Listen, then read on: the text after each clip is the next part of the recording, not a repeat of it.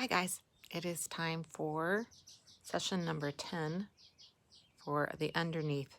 And this one things get a little more exciting, a little more serious, a little more cliffhangery. So my question for us is this the cliffhanger of the story, or is there going to be another one? Like, could there possibly be more than one cliffhanger? Because why I'm asking this is, like, we're right here in the book right now. There's a lot more to read. So we're going to find out some things are going to happen today that change the part of the story. Kind of exciting. And we're going to find out why the underneath was called holy. And going to be introduced to a new character. Here we go. There are no maps of this forest, so thick are the woods. Too thick for a cartographer. That's a map maker, guys, cartographer. To measure or survey. Only a few, like Garface, know the narrow paths of deer, fox, and peccaries. Just a handful know the ancient trails of the Caddo. Caddo? Caddo. Gone now to Oklahoma and Mexico, where the roads are easier to find. Only those who earn their keep by trapping and skinning the mink, the bobcat, raccoon know of a hidden road where a single pickup truck can carry a hard-edged, bitter man to an old tavern. That's where you drink alcohol, where the barkeep or the barkeeper, the guy who serves the alcohol, will offer up something hard-edged and bitter to drink in return for the skin of those forest creatures. Once a trading post for the French, there are still no electric lights, only the yellow glow of kerosene lanterns. In the dark of night, you cannot see this glow from the outside. In the light of day, the bar sits in the shadows. Only those who know it's there can see it. Garface found the tavern years ago. Night after night, he sits in the darkest corner beyond the circle cast off by lanterns, his hat pulled down over his face. He doesn't join the few others who know this place, the others who laugh at his broken face. Instead, he waits in his corner table and listens to their stories, stories of elusive black bear and nearly extinct painters. That must be a kind of animal. And always, always stories of alligators. Now, here in this rundown tavern along a hidden road, he sips the black rum that burns as it slides down his throat and smiles. The 100-foot alligator of the Bayou Tartine swims through his thoughts as he empties his bottle. He gazes at the other hunters and knows that soon his story will best any they can muster. Soon. Are you guys seeing a pattern with this word soon? It happens with Grandma where she says soon and she pulls it out, and it happens with Garface. And yeah, keeping watch of those patterns. Here we go. Ranger watched the kittens. Here they were. His Puck, his Sabine. He wasn't their father, true, but he might as well have been. He felt like their father. He did all those father things. He helped them with baths. He fussed with them when they got too close to the open. He told them funny stories. And what else does a bloodhound do? He sings, of course, but instead of singing the blues, Ranger made up a song just for his kittens. And every night before they went to sleep, he lifted his head and bayed every night. Like the sweet moon keeps the sky, like the wind going whooshing by. When those old sunbeams break the day, I will keep you while you play. Just as old river keeps the fishes, and little star keeps silver wishes, just as the ocean keeps the blue, I will stand here close to you. When all around is dark and deep, when them old shadows slowly creep, even when you're fast asleep, it's you I'll keep, it's you I'll keep. No need to cry, no need to fear. I will always be right here. I will always be right here. Here was mostly what the kittens needed: a mother cat who fed them, a perfect place to play, and a hound who promised to watch over them. Mostly. Kittens also need to learn to hunt. The calico cat realized this. Here's a mouse, here's a lizard, here's a garter snake. One by one, she carried those home in her mouth, still alive, and set them in front of Puck and Sabine. A new game. Sabine knew just what to do.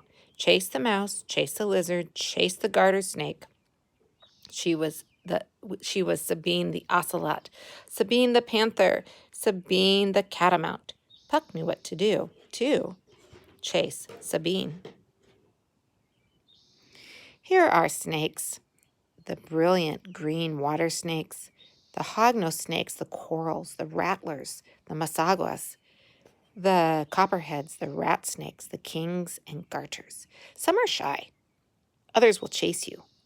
Of this latter, that means of this part, the later ones, beware the moccasin, skin so black it looks blue, mouth so white it looks cotton.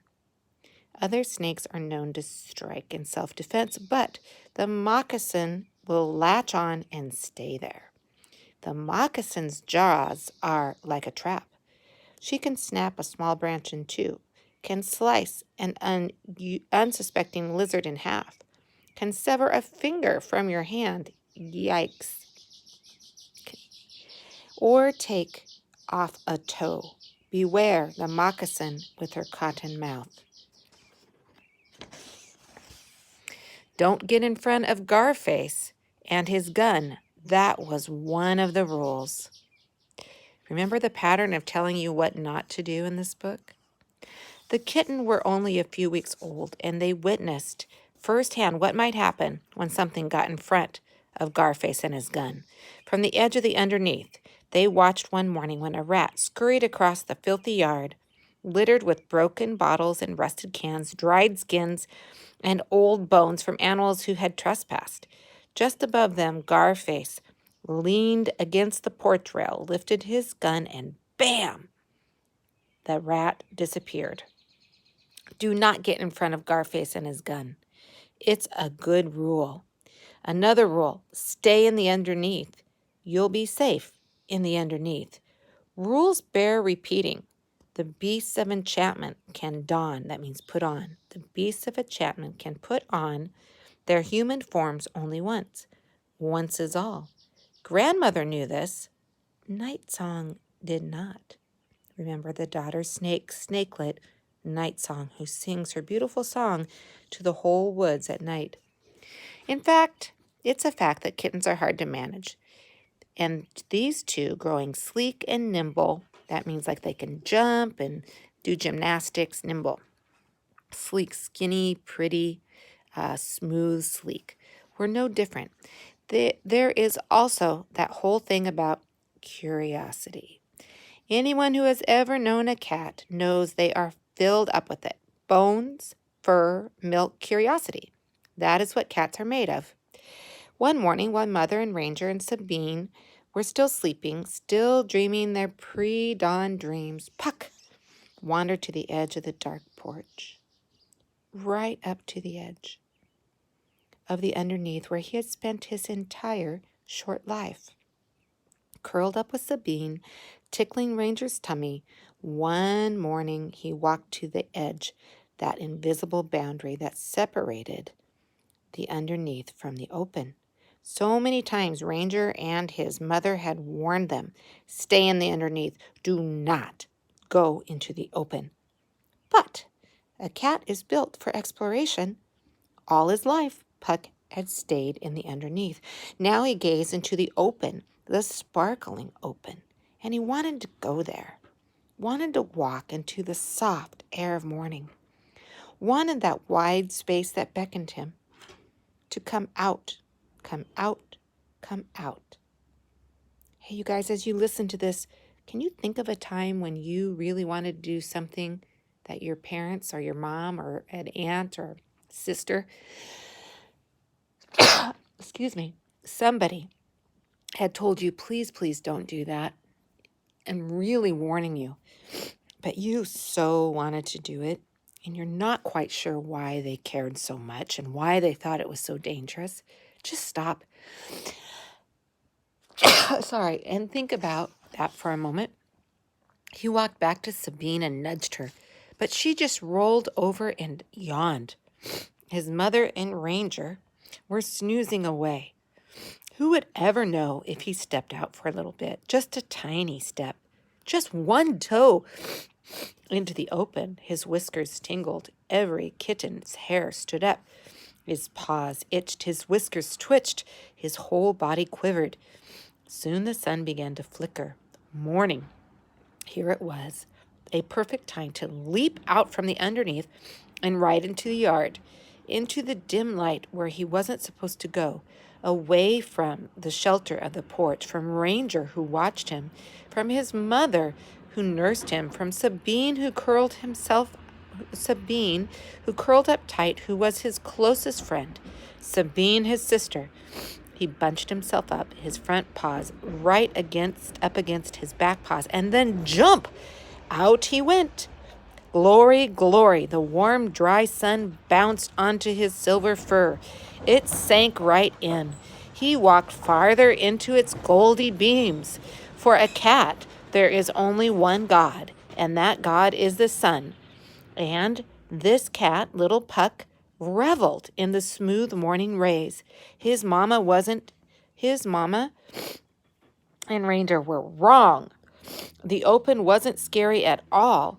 It was perfect. He rolled back and let the sunshine settle on his tummy. One huge, satisfying yes curled all around him.